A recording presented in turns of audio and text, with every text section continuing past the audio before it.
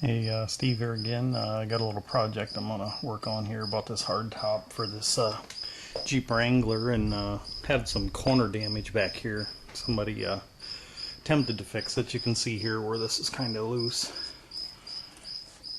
And right down here along the glass, it's kind of out of shape. I took the vent that goes in here out. And luckily this model with a vent has an opening back here, and I can get up inside here. So what I'm going to do is try to work, and I'm going to go ahead and use body filler since I'm going to have so much left. And what I'm going to do here is, of course, this is what it should look like over here on the corner.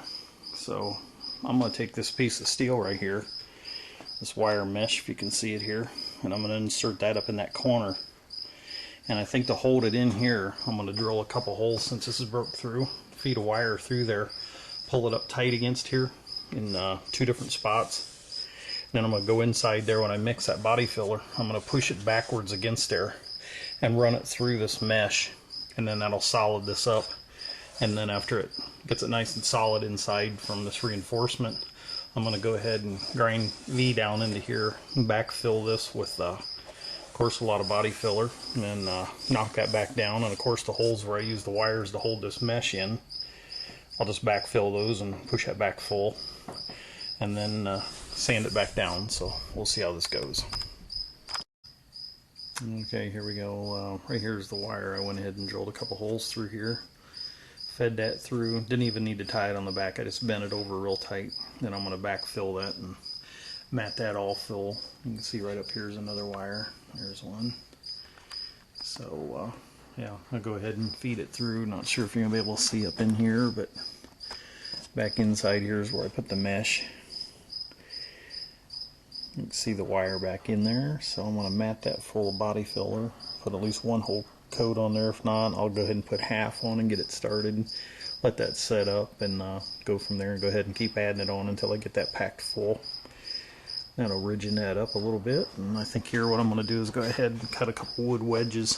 This needs to be pushed back, so I'll go ahead and push that back, force pressure on there, and let that dry and set up, and then I'll radius that again a little bit more with the sander when I finish it up.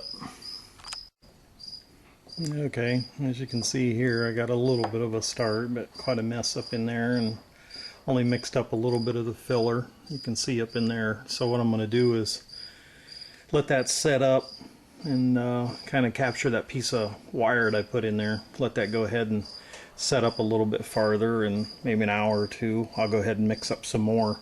Ended up going in there and using a glove to pack that in, but I'm going to go ahead and keep using more filler and go ahead and at least cover this whole area up into here.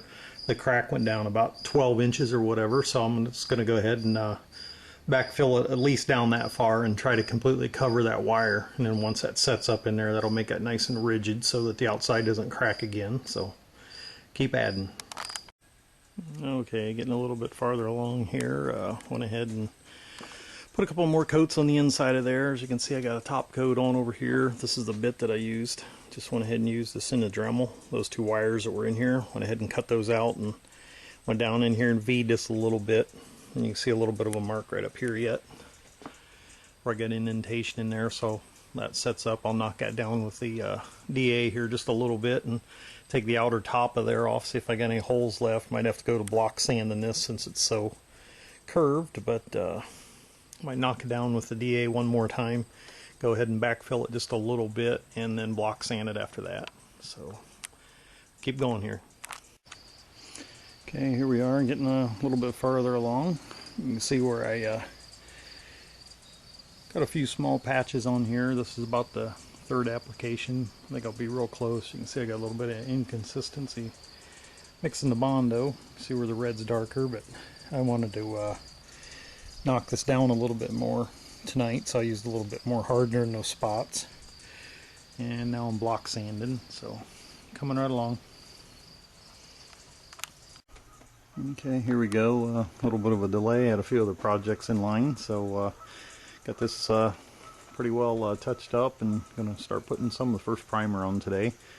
And I'm hoping the weather cooperates here, and I can go ahead and get 3-4 coats on there and get that sanded and start touching it up with some black and see if I can get something to match or sure look a lot better than what it did. So keep going. Okay, here we are primed up after 2 sandings. Give us a real light sand right here and go ahead and try and apply some black paint and see if I get a match. And here we go. Got her finished up, got that vent put back in. Might have to rub this out on the very top where I had to blend it to the other top. Might wet sand it just slightly after it dries some more. Otherwise you can see where the got it taken care of. Got a glare on there, but pretty much took care of it. Put the vent back in. Looks good.